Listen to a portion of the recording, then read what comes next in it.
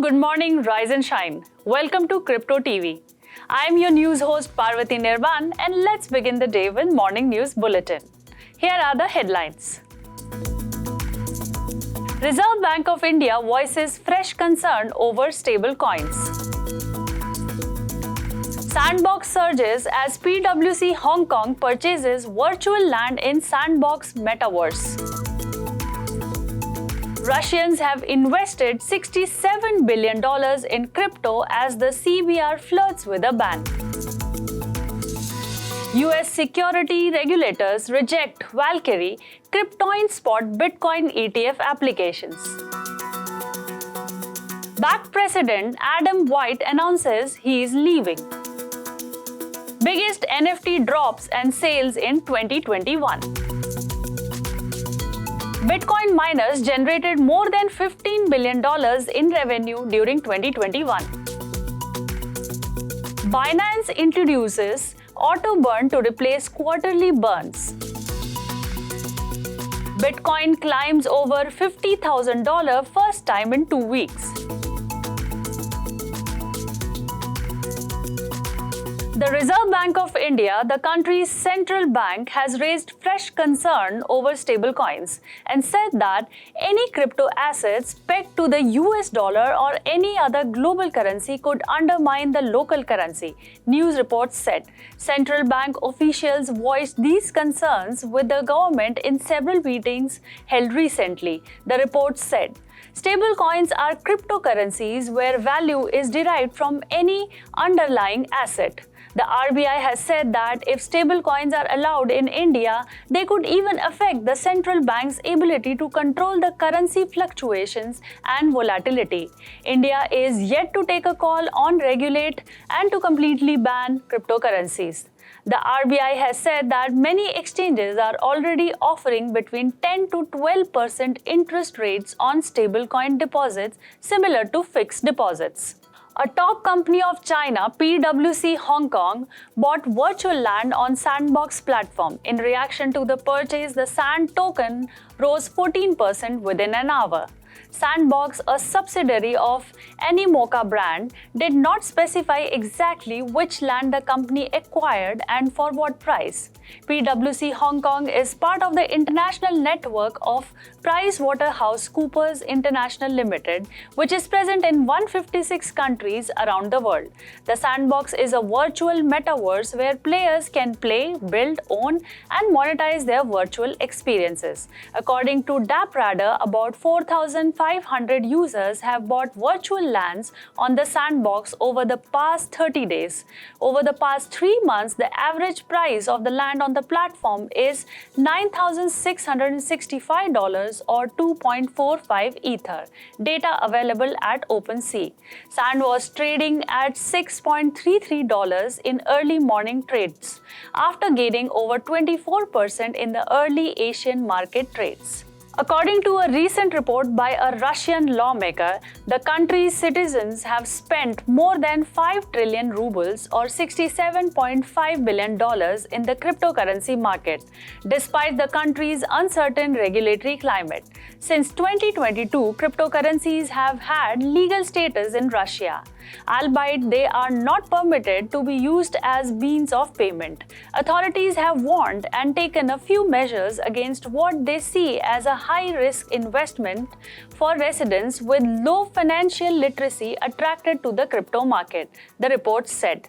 The US Securities and Exchange Commission has rejected 2 more physically backed Bitcoin exchange traded funds, ETFs proposed by Valkyrie and Cryptoin respectively.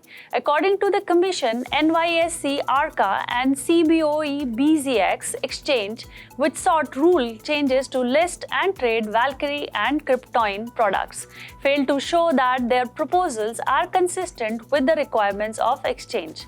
The SEC said that this relates specifically to the requirement that a national security exchange must be designed to prevent fraudulent and manipulative acts and practices, and to protect investors and the public interest.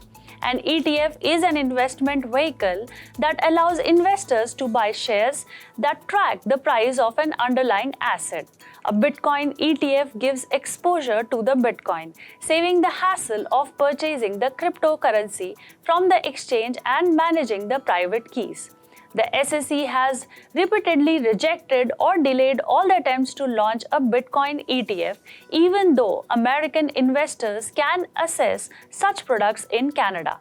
On Thursday, Adam White, the founder and the president of the digital assets and rewards platform Bakkt, announced his departure from the firm via Twitter. Bakkt, a subsidiary of Intercontinental Exchange (ICE), the financial behemoth that operates the New York Stock Exchange, is in a state of flux as a result of his departure.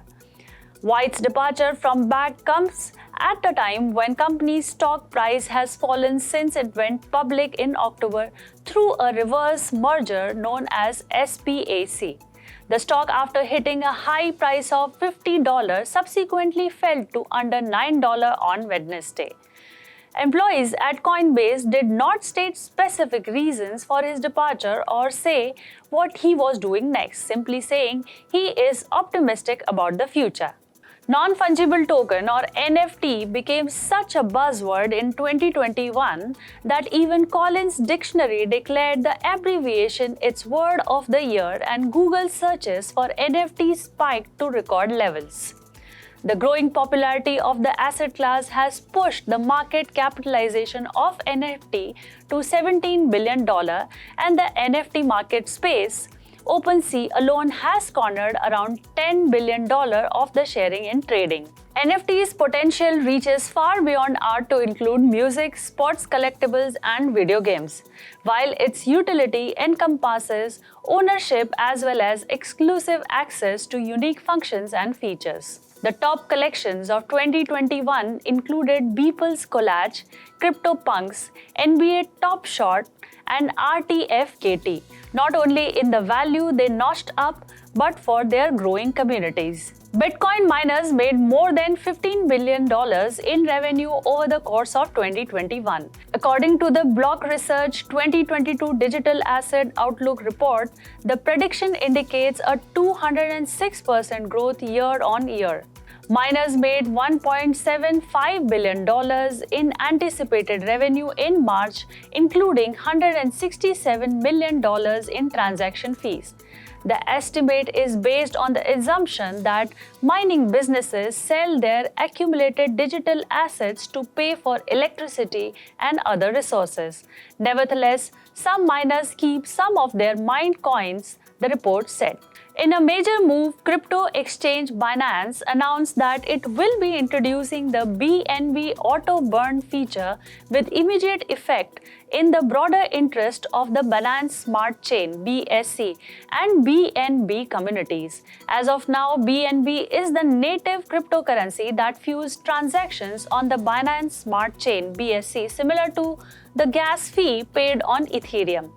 Furthermore, BNB is essential to participate in the decentralized on-chain governance on BSC. The Binance blockchain follows two major burning mechanisms for the BNB tokens. Since the introduction of BEP95, a portion of the gas fees spent on BSC gets burned in the real time. BSC is currently burning 860 BNB tokens on the daily basis since its Bruno upgrade last month. Furthermore, Binance burns the BNB tokens every quarter, with Binance removing 1.3 million BNB from circulation during the last quarter. Now the quarterly burn shall be replaced with BNB Auto Burn. That's all for today's morning news. For daily news and update, keep watching Crypto TV. I am your news host Parvati Nirvan, signing off for now. See you tomorrow, same time. Have a wonderful day.